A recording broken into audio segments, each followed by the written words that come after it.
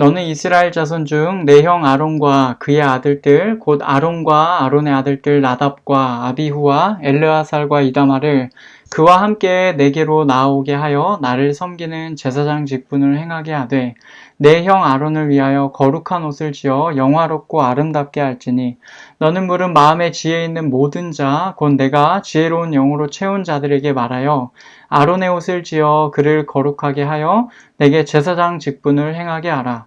그들이 지을 옷은 이러하니 곧 흉패와 에봇과 겉옷과 반포 속옷과 관과 띠라. 그들이 내 형 아론과 그 아들들을 위하여 거룩한 옷을 지어 아론이 내게 제사장 직분을 행하게 하라.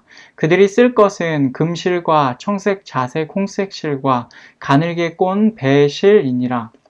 그들이 금실과 청색 자색 홍색 실과 가늘게 꼰 배실로 정교하게 짜서 에봇을 짓되 그것에 어깨바지 둘을 달아 그 두 끝을 이어지게 하고 에봇 위에 매는 띠는 에봇 짜는 법으로 금실과 청색 자색 홍색 실과 가늘게 꼰 배실로 에봇에 정교하게 붙여 짤지며 호마노 2개를 가져다가 그 위에 이스라엘 아들들의 이름을 새기되 그들의 나이대로 6 이름을 한 보석에 나머지 6 이름은 다른 보석에 새기라.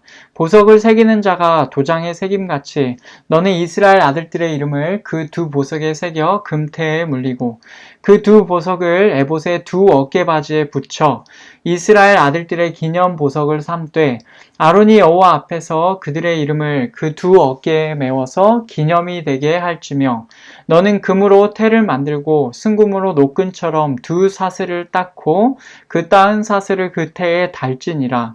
너는 판결 흉패를 에봇 짜는 방법으로 금실과 청색 자색 홍색 실과 가늘게 꼰 배실로 정교하게 짜서 만들되 길이와 너비가 한 뼘씩 2 겹으로 네모 반듯하게 하고 그것에 4줄로 보석을 물리되 첫 줄은 홍보석, 황옥, 녹주옥이요 둘째 줄은 석류석, 남보석, 홍만호요 셋째 줄은 호박, 백만호, 자수정이요 넷째 줄은 녹보석, 호만호, 벽옥으로 다 금태에 물릴지니 이 보석들은 이스라엘 아들들의 이름대로 12이라.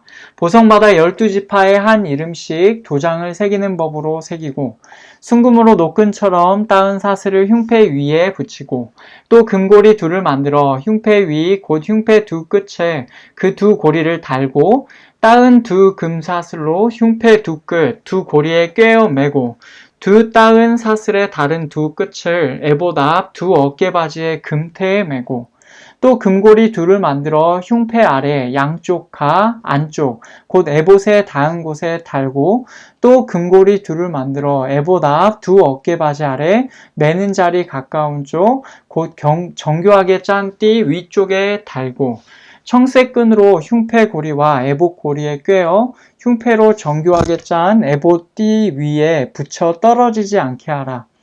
아론이 성소에 들어갈 때에는 이스라엘 아들들의 이름을 기록한 이 판결 흉패를 가슴에 붙여 여호와 앞에 영원한 기념을 삼을 것이니라. 너는 우림과 둠밈을 판결 흉패 안에 넣어 아론이 여호와 앞에 들어갈 때에 그의 가슴에 붙이게 하라. 아론은 여호와 앞에서 이스라엘 자손의 흉패를 항상 그의 가슴에 붙일지니라. 너는 에봇 받침 겉옷을 전부 청색으로 하되 2 어깨 사이에 머리 들어갈 구멍을 내고 그 주위에 갑옷 깃 같이 깃을 짜서 찢어지지 않게 하고 그 옷 가장자리로 돌아가며 청색 자색 홍색 실로 석류를 수놓고 금방울을 간격을 두어 달되 그 옷 가장자리로 돌아가며 한 금방울 한 석류 한 금방울 한 석류가 있게 하라. 아론이 입고 여호와를 섬기러 성소에 들어갈 때와 성소에서 나올 때 그 소리가 들릴 것이라. 그리하면 그가 죽지 아니하리라. 너는 또 순금으로 패를 만들어 도장을 새기는 법으로 그 위에 새기되 여호와께 성결이라 하고 그 패를 청색 끈으로 관 위에 매되 곧 관 전면에 있게 하라. 이 패를 아론의 이마에 두어 그가 이스라엘 자손이 거룩하게 드리는 성물과 관련된 죄책을 담당하게 하라. 그 패가 아론의 이마에 늘 있으므로 그 성물을 여호와께서 받으시게 되리라. 너는 가는 배의 실로 반포 속옷을 짜고 가는 배의 실로 관을 만들고 띠를 수놓아 만들지니라. 너는 아론의 아들들을 위하여 속옷을 만들며 그들을 위하여 띠를 만들며 그들을 위하여 관을 만들어 영화롭고 아름답게 하되 너는 그것들로 내 형 아론과 그와 함께한 그의 아들들에게 입히고 그들에게 기름을 부어 위임하고 거룩하게 하여 그들이 제사장 직분을 내게 행하게 할지며 또 그들을 위하여 배로 속바지를 만들어 허리에서부터 두 넓적다리에 이르게 하여 하체를 가리게 하라. 아론과 그의 아들들이 회막에 들어갈 때에나 제단에 가까이 하여 거룩한 곳에서 섬길 때 그것들을 입어야 죄를 짊어진 채 죽지 아니하리니 그와 그의 후손이 영원히 지킬 규례니라. 아멘. 저희가 출애굽기 말씀이 이제 보니까 저희가 거의 1년을 했어요. 오래 했네요. 그죠? 거의 1년을 했는데, 지금 저희가 보고 있는 내용들이 이제 다소 좀 저희가 어렵게 느껴질 만한 부분들입니다. 여러분, 제가 준비를 하면서도 그 생각을 했는데, 여러분들이 참 대단하신 것 같습니다. 왜냐하면 이 말씀들을 꾸준히 이렇게 이런 율법의 내용들을 보는 것이 쉬운 일은 아닙니다.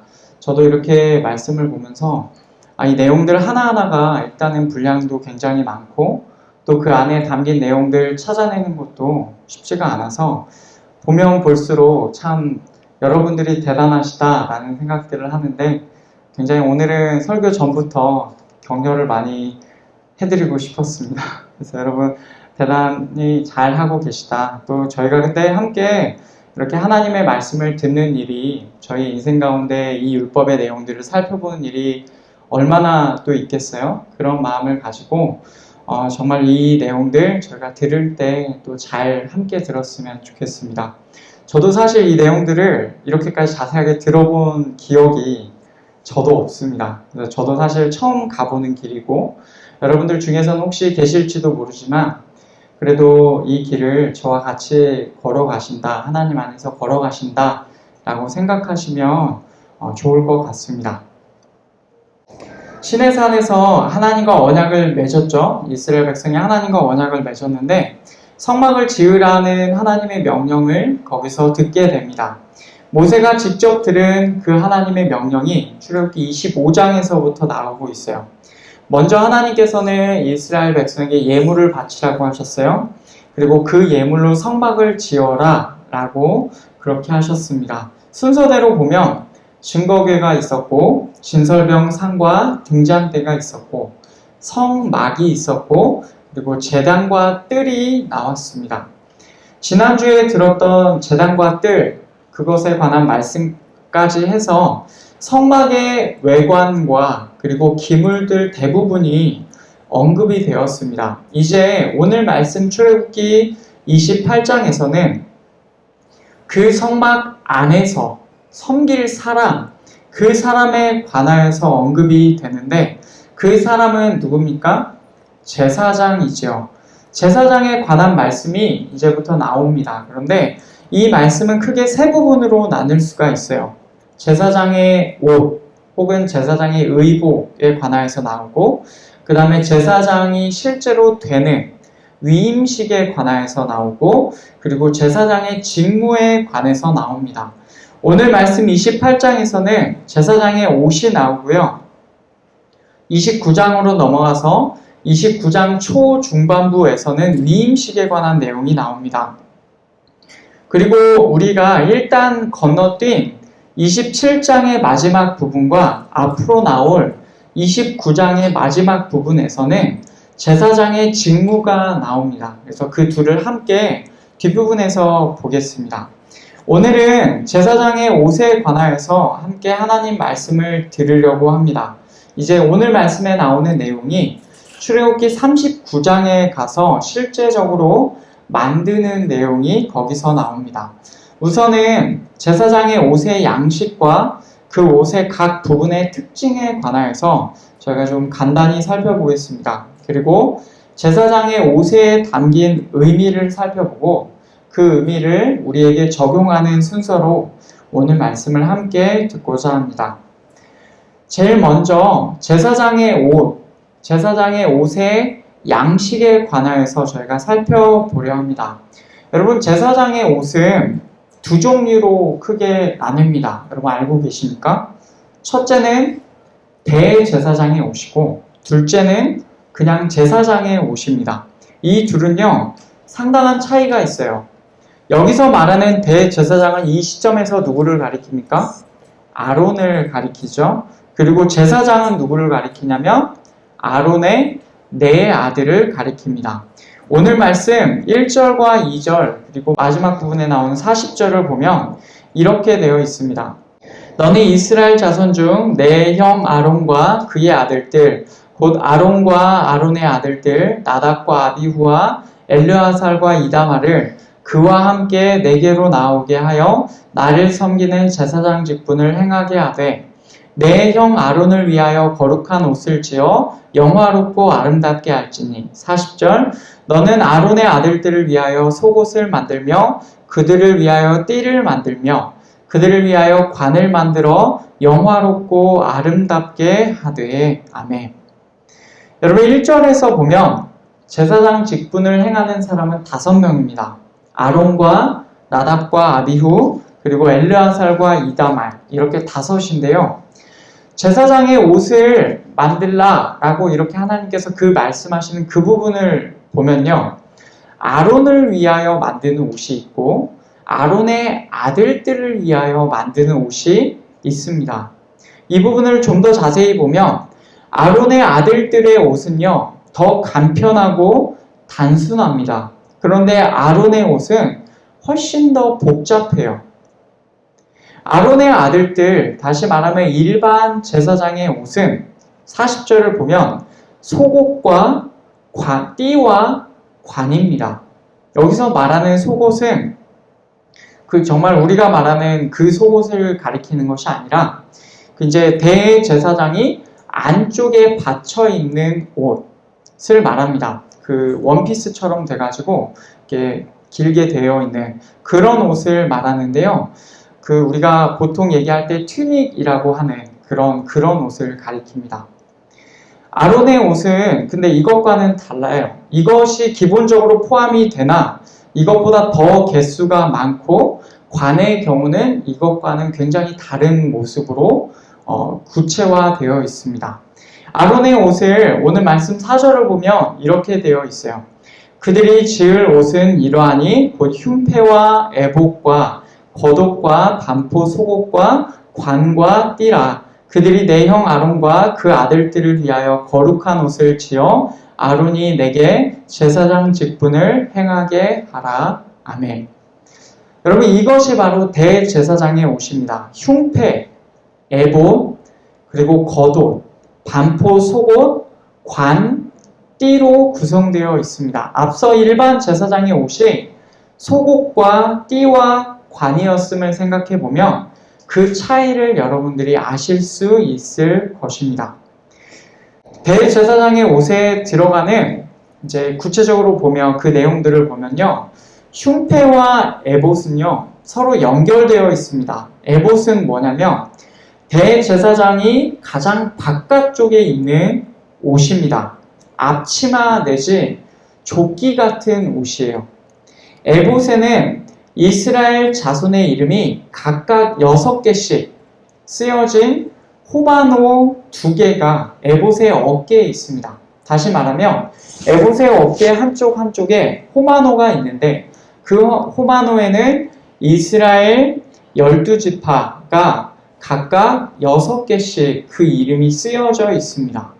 또한 흉패에는 그 에봇의 중심 쪽에 흉패가 있는데 그 흉패에는 4줄씩 각각 3개인 보석들 12개가 위치하고 있어요. 이것은 다 이스라엘 12지파를 상징합니다. 그리고 흉패에는 그 가슴에 뭐가 있냐면 우림과 둠밈이라는 것이 있습니다. 그것이 정확히 무엇인지에 관하여서는 많은 이야기가 있지만 우리가 알 수 있는 것은 성경에서 설명되어 있지 않기 때문에 많지가 않아요. 다만 이것들은 하나님 앞에서 판결을 함에 있어서 하나님의 뜻을 분별할 수 있는 도구다라는 사실은 우리가 분명히 알 수가 있어요. 그 다음으로 겉옷을 보면 그 에봇, 안에 있는 옷입니다. 청색으로 되어 있고 우리가 일반적으로 생각하는 그 원피스 형태입니다. 민소매 원피스 형태, 그렇게 보면 됩니다. 이 겉옷에는 금 방울들이 달려 있어서 아론이 이것을 입고 움직일 때마다 딸랑딸랑하고 소리가 들리겠죠. 그렇게 아론이 움직일 때마다 소리가 들리는 그런 옷이 겉옷입니다. 반포 속옷은요, 이 겉옷의 안쪽에 있는 아까 말씀드린 그 튜닉과 같은 통으로 된 옷입니다. 관은 무엇이냐면 머리에 쓰는 것인데, 여러분 우리가 보통 생각할 때 중동 사람들이 보통 쓰는 터번, 그런 것과 비슷한 모양으로 생겼습니다. 띠는 무엇입니까? 띠는 허리를 묶는 데 사용되는 것이죠. 그래서 여기까지 간단하게 살펴본 내용을 가지고 우리가 보편적으로 알려진 그림을 살펴보면 이렇습니다. 여러분 이런 그림을 종종 보신 적이 있으실 것입니다. 그렇죠? 그 약간 터번 모양 같이 생겼는데 그 중간에 청색 띠로 이렇게 되어 있는 관이 있고요. 그림상으로 잘 안 보일지는 모르나 그 관 앞쪽에 이마를 가리는 부분에 금으로 된 것이 있는데 거기에 여호와께 성결이라고 히브리어로 기록되어 있습니다. 그리고 내용을 보시면 안쪽에 이제 팔을 덮는 흰색이 있죠. 그 흰색이 반포 속옷입니다. 이 흰색으로 전체를 다 두르고 있는데요. 그 크기가 아마도 가장 크고 길 것으로 그렇게 보여집니다. 그리고 그 안쪽에, 그 바깥쪽에 있는 그 청색 옷이 무엇입니까? 이것이 겉옷이에요. 겉옷이라고 이렇게 청색으로 되어 있고요. 그리고 그 위에 있는 옷, 조끼 혹은 앞치마 같이 생긴 옷이 바로 에봇입니다. 그 에봇의 그 중심 가슴 쪽에 있는 것이 흉패이고, 이 흉패에 12보석이 달려 있으며 이 에봇의 양쪽 어깨에 호마노가 또 한 개씩 위치하여 있습니다.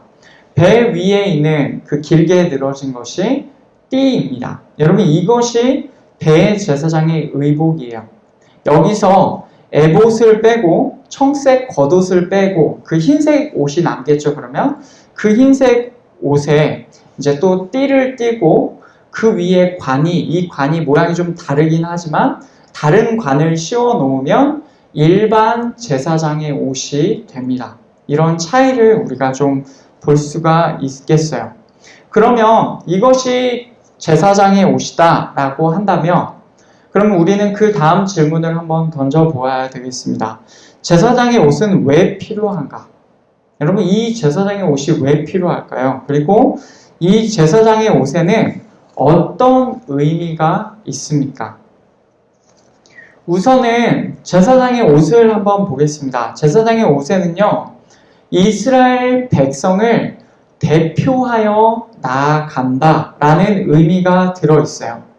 에봇의 어깨에 있는 두 호마노에 이스라엘 12지파의 이름을 새겨 놓으라고 하셨습니다. 그리고 흉패에 있는 12보석도 그것이 의미하는 바가 이스라엘 12지파입니다. 다시 말하면 제사장이 제사장의 옷을 입었을 때에 그는 이스라엘 백성 모두를 짊어지고 있는 것입니다. 이해가 되시죠? 여러 가지 12개의 보석들, 그리고 2개의 보석에 이스라엘 12지파의 이름이 새겨져 있는 것. 이것들을 제사장이 이 옷을 입었을 때 이스라엘 백성 모두를 짊어진다라는 의미를 갖고 있는 거예요. 제사장은요, 특별히 여기서 말하는 제사장은 대제사장을 의미하겠죠. 그는 이스라엘 백성을 대표하여서 하나님께로 나아가는 자입니다. 그리고 하나님과 사람 사이에 중재자 역할을 하는 것이죠. 사람을 대표하여 하나님께 나아가고 하나님의 뜻을 대표로 듣고 또 사람에게 전해주는, 그는 하나님과 사람 사이의 중재자입니다. 하나님께서는 이 중재자의 역할을 제사장이 할 때 언제 이 역할을 하도록 하셨냐면 제사장의 옷을 입었을 때 이 역할을 하도록 미리 준비해 놓으셨어요. 그래서 이 제사장의 옷은요, 이스라엘 백성을 대표한다. 그리고 그래서 대표로 하나님께 나아간다. 중재자의 역할을 한다. 이런 의미가 있겠습니다. 두 번째로 제사장의 옷의 의미는 오늘 말씀 43절에서 우리가 생각해 볼 수가 있어요. 43절 말씀 제가 읽겠습니다. 아론과 그의 아들들이 회막에 들어갈 때에나 제단에 가까이 하여 거룩한 곳에서 섬길 때에 그것들을 입어야 죄를 짊어진 채 죽지 아니하리니 그와 그의 후손이 영원히 지킬 규례니라. 아멘. 아론과 그의 아들들, 다시 말하면 제사장들이 성소에서 섬기기 위하여서 회막에 들어갑니다. 혹은 제단에 다가갑니다. 그때 반드시 이 옷을 입어야 해요. 왜 그렇습니까? 그 옷을 입지 않으면 죄책을 짊어진 채로 죽을 것이기 때문에 그렇습니다. 그러면 우리가 이렇게 생각해 볼 수가 있어요. 하나님께 다가가서 성소에서 섬겨야 하는 제사장직은요, 이토록 위험한 일입니다. 이 위험한 일에서 제사장을 보호해 주는 것이 있습니다. 그것이 무엇입니까? 제사장의 옷이죠. 즉, 제사장의 옷은 제사장직을 수행함에 있어서 반드시 필요한 것입니다. 이 옷이 없다면 제사장직을 수행할 수가 없어요. 하나님께로 나아갈 수가 없는 것입니다. 제사장이 제사장직을 수행하기 위해서 제사장의 옷이 필요하다. 이 사실은요, 우리에게 또 한 가지를 깨닫게 합니다. 사실은 이스라엘 백성이 하나님께서 거하시는 성소에 다가가는 그 일 자체가 어울리지 않다는 것, 그것을 우리에게 알려주고 있어요. 이스라엘 백성에게 있어서 하나님께서 거하시는 성소에 다가가는 것이 그 자체가 너무나도 그들의 본성과 맞지 않다라는 사실을 보여주고 있습니다. 그 본성에 있어서 하나님께 다가가는 것이 원래는 불가능합니다. 왜냐하면 하나님께서는 거룩하신데 죄인인 이스라엘 백성은 거룩하지 않기 때문에 그렇습니다. 그래서 제사장 역시도 이스라엘 백성 중에 한 명이고 제사장 역시도 죄인 중에 한 명이기 때문에 제사장 역시도 원래 그 본성적으로는 하나님께 나아가는 것이 전혀 어울리지가 않아요. 그렇기 때문에 제사장에게는 제사장의 옷이 필요한 것이고 제사장의 관 전면에 그래서 이렇게 새겨져 있는 것입니다. 오늘 말씀 36절, 37절 제가 읽겠습니다. 너는 또 순금으로 패를 만들어 도장을 새기는 법으로 그 위에 새기되 여호와께 성결이라 하고 그 패를 청색끈으로 관 위에 매되 곧 관 전면에 있게 하라. 아멘. 하나님께서 뭐라고 하셨습니까? 순금으로 패를 만들어서 그 위에 여호와께 성결이라고 새겨야 한다라고 하나님께서 말씀을 주셨어요. 여러분, 그 패는 청색끈으로 아까 보셨죠? 관 사이를 가로지르는 끈을 보셨을 겁니다. 그 청색끈으로 관 위에 매고 관 전면에 둡니다. 여기서 여호와께 성결이라는 표현을 쓰는데 이 표현을 직역하면 여호와께 거룩이라는 말입니다. 거룩. 이것은 하나님께 나아가는 자가 반드시 거룩해야 한다라는 사실을 보여주고 있어요. 그래서 제사장은 하나님께 나아갈 때 가장 기본적으로는 제사장의 옷을 입어야 했고요. 그 다음에 무엇을 해야 했습니까? 자신과 백성을 위하여서 먼저 제사를 드려야 했어요. 그래야 그들의 죄가 씻음 받기 때문에 그렇죠. 제사장이 하나님께로 나아올 수 있는 길을 하나님께서는 이렇게 열어주신 것입니다. 여러분, 그래서 제사장의 옷은 우리가 어떤 사실을 이것을 통해서 두 번째로 알 수 있냐면 제사장이 하나님께 나아가기 위해서는 반드시 거룩한 상태가 되어야 한다라는 사실을 우리에게 보여주고 있습니다. 정리해보면 제사장의 옷에서 우리는 적어도 두 가지의 의미를 찾을 수가 있습니다. 첫째, 제사장은 이스라엘 백성을 대표하는 자입니다. 둘째, 제사장이 하나님께 나아가기 위해서는 반드시 거룩한 상태가 되어야 합니다. 여러분, 그러면 이 제사장의 옷에 담긴 내용이 지금 우리에게는 어떤 의미가 될 수 있겠습니까? 우리는 이것을 이미 지난 구약의 예법이고 옛날 이야기다 라고 우리는 그렇게 말할 수가 없어요. 이건 역시도 하나님께서 이 시대를 사는 우리에게 주신 말씀입니다. 그러면 이것을 우리는 어떻게 보아야 되겠습니까? 이제까지 우리가 성막을 통해서 볼 때 혹은 율법을 통해서 볼 때와 마찬가지로 그 모형으로 읽는 것입니다. 이것들의 원형이 있다라는 것을 전제로 이것을 읽는 것이죠. 성막이 그 원형의 모형으로 기능하였듯이 제사장의 옷 역시도 우리가 모형으로 읽을 수가 있어요. 그러면 무엇이 원형입니까? 제사장의 옷을, 이 제사장의 옷을, 의복을 입는 제사장은요, 그것의 원형이 누구시냐면 예수 그리스도이십니다. 히브리서에서 보면 레위 자손의 제사장직보다 그리스도의 제사장직이 훨씬 더 뛰어나다라는 사실을 우리가 알 수가 있습니다. 레위 자손의 제사장직은요, 계속해서 세대를 이어가면서 그 후손이 제사장직을 물려받아요. 그 옷도 계속해서 계승이 되는 것입니다. 여러분, 이것이 무엇을 의미합니까? 제사장이 혹은 대제사장이 드리는 그 제사가 완전하지 않아서 계속해서 세대를 이어가면서 제사를 다시 드려야 한다라는 것을 보여주고 있어요. 제사가 완전하지 않다는 것의 방증인 것입니다. 그런데 그리스도의 제사장직은 어떻습니까? 단 한 번의 효력 있는 완전한 제사로 드려집니다. 그래서 그 직분이 영원해요. 그분을 이어서 다른 누군가가 그 대제사장직을 수행해야 될 필요가 전혀 없습니다. 한 번의 제사로 영원히 완벽하게 드려진 제사이기 때문에 누구도 그 제사장직을 물려받을 필요가 없는 것입니다. 그래서 그리스도께서 이 제사장직을 수행하실 때 이제 더 이상 기존의 제사장직은 필요하지가 않아요.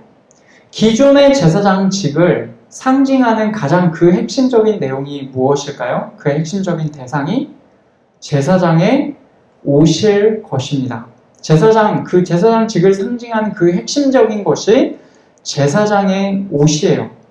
여러분, 이것을, 그러니까 그리스도께서 제사장직을 수행하실 때 기존의 제사장직이 더 이상 필요하지 않다라는 사실을 상징적으로 보여주는 사건이 신약에 나옵니다. 그것이 마태복음 26장에 나와요. 마태복음 26장 65절을 보면 거기에 이렇게 되어 있습니다. 이에 대제사장이 자기 옷을 찢으며 이르되 그가 신성모독하는 말을 하였으니 어찌 더 증인을 요구하리요. 보라, 너희가 지금 이 신성모독하는 말을 들었도다. 아멘. 여러분, 이때가 언제입니까? 예수님께서 대제사장의 집들에서 신문 받으실 때예요. 그때 예수님께서 뭐라고 하십니까? 내가 정말로, 그러니까 그 대제사장이 질문을 하죠. 내가 정말로 하나님의 아들 그리스도냐? 라고 하니까 예수님께서 뭐라고 하시냐면 내가 말하였다 라고 하면서 간접적으로 자신을 하나님의 아들이다, 그리스도다 라고 증언을 하세요. 그러자 대제사장이 뭐합니까? 자기 옷을 찢어요. 그리고 이 말이, 예수님의 말이 신성모독이라고 합니다. 여기서 우리가 주목해야 할 부분이 무엇입니까? 대제사장이 자신의 옷을 찢었다라는 것입니다. 물론 이 상황이 이해가 됩니다. 대제사장의 입장에서는 정말로 신성모독과 같은 중대한 범죄 앞에서 옷을 찢으면서 분노를 표출하고 이것이 있을 수 없는 일이다. 자기 입장에서는 그렇다라는 것을 드러내고 있는 것이죠. 그런데 이 행동이요, 대제사장에 의하여 일어났다는 것이 문제가 됩니다. 그러니까 이게 우리가 주목해 볼 만합니다. 왜냐하면 대제사장의 이 행동은요, 사실 율법에서 금하고 있는 행동이기 때문에 그렇습니다. 레위기 21장으로 다시 우리가 말씀을 찾아보면 레위기 21장 10절에 이렇게 되어 있습니다. 자기의 형제 중 관유로 부음을 받고 위임되어 그 예복을 입은 대제사장을 그의 머리를 풀지 말며 그의 옷을 찢지 말며. 아멘. 여러분, 여기에 이렇게 되어 있죠. 그의 옷을 찢지 말래요. 어떠한 경우에도, 어떠한 슬픔이 있어도, 혹은 어떠한 상황에서도 그의 옷을 찢지 말라라고 되어 있습니다. 율법으로 금지되어 있어요. 물론 이 옷이 제사장의 옷, 우리가 살펴본 제사장의 옷인지 아니면 자신이 평소에 입는 그냥 옷을 말하는 것인지 명확하게 구별되어 있지는 않습니다. 그러나 레위기에서도 마태복음에서도 단지 그의 옷이라는 동일한 표현을 사용하고 있다는 점을 우리가 한번 생각해 볼 때 마태복음의 이 상황을 이 레위기에서 금지한 상황, 그것과 지금 같은 맥락이다라고 우리가 볼 수가 있을 것이에요. 그냥 우리가 그 옷이 정확히 어떤 옷인지를 떠나서 어쨌건 대제사장은 그의 옷을 찢으면 안 된다라는 말씀을 가지고 생각해 보겠습니다. 대제사장이 그의 옷을 찢는 것은 율법에서 금하는 행동입니다. 여러분 이해가 되시죠? 이 일이 언제 일어났습니까? 예수님께서 신문 받으실 때 일어났어요. 그 신문 덕분에, 그 신문으로 인하여 예수님께서는 사형죄다라고 그 사형 죄목으로 고발되십니다. 여러분 생각해 보십시오. 대제사장이 옷을 찢는 일이 있고 난 뒤에 예수님께서 대제사장으로서 하나님께 제사를 드리게 됩니다. 그 제사가 하나님께 한 번에 영원히 효력 있는 제사로서 드려지게 됩니다. 여러분 이것이 서로 연관이 있다고 보여지지 않습니까? 그리스도께서 제사장직을 수행하실 때가 되자 이제는 더 이상 기존의 율법에서 얘기하는 대제사장직이 더 이상 필요하지 않게 되었어요. 그때 어떤 일이 일어납니까? 기존의 제사장직의 상징인 대제사장의 옷이 찢어지는 일이 일어난 것이죠. 이제 예수 그리스도께서 기존의 찢어진 대제사장직을 폐하시고 이제는 그리스도께서 그것을 이어받아서 새로운 대제사장이 되신 것입니다. 대제사장의 옷이 찢어지는 이 사건은 바로 예수님의 새로운 대제사장직을 보여준다라고 그렇게 우리가 해석할 수 있겠습니다.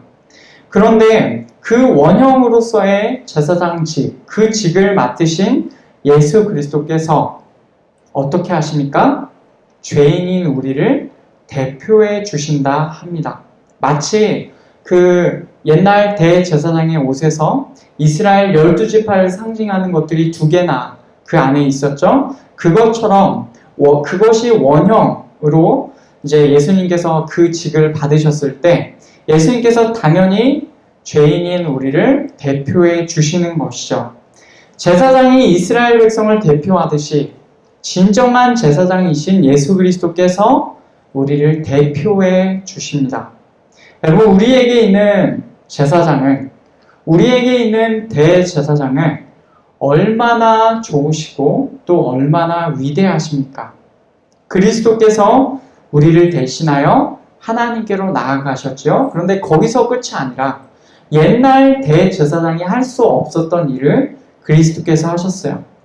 하나님께로 나아가실 뿐 아니라 그 길을 앞서가신 그분께서 활짝 열어놓으셨습니다. 그래서 그리스도 안에 있는 자는 누구든지 이제는 하나님께로 직접 나아오라고 예수님께서 말씀하시는 것이죠. 이제 우리는 하나님께로 나아갈 수가 있어요.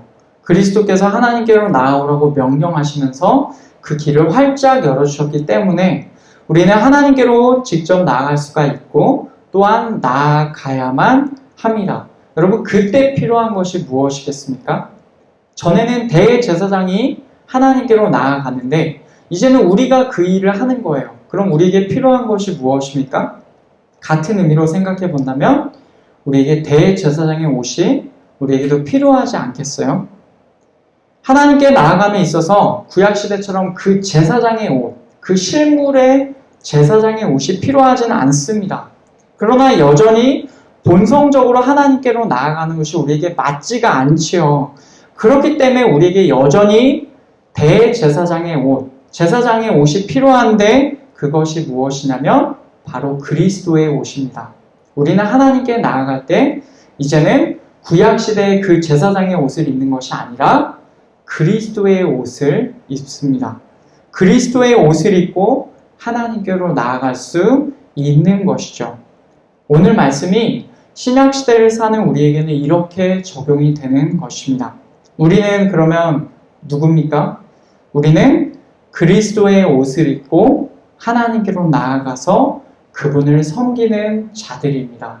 하나님께서 이 일을 이제는 우리가 행하기를 원하시고 우리에게 그 일을 수행하도록 그리스도의 옷을 허락하셨고 또한 직접 하나님께로 나올 수 있도록 그 길을 활짝 열어주셨습니다. 이제 우리가 해야 할 일은 그리스도의 옷을 입고 하나님께로 나아가서 그분을 섬기는 것이죠. 말씀을 맺겠습니다. 오늘 말씀에서는 제사장의 옷에 관한 하나님의 말씀을 함께 들었습니다. 제사장의 옷은 제사장이 이스라엘 백성을 대표한다라는 사실을 보여줍니다. 또한 제사장의 옷은 제사장이 하나님께 거룩한 상태로 나아가야 한다는 것을 보여주고 있습니다. 여러분, 이 말씀이 그리스도 안에서 온전히 성취가 되었습니다. 우리를 대표하셔서 단 한 번에 영원히 효력 있는 제사를 드려주신 그리스도를 의지하십시오. 그 안에서 그리스도로 옷 입으시고 그래서 거룩한 상태다라고 칭함받게 되고 그리스도께서 친히 열어주신 그 하나님께로 나아가는 길로 들어가는 우리가 되었으면 좋겠습니다. 그래서 이제는 날마다 그리스도 안에서 그냥 그렇게 사는 것이 아니라 이제는 우리가 하나님을 배울 뿐 아니라 하나님을 섬기는 자로 우리에게 주어진 일에서 정말로 하나님을 섬기는 자들이 되며 하나님께서 기뻐하시는 일을 감당하는 우리 모든 성도들이 되기를 간절히 축복합니다.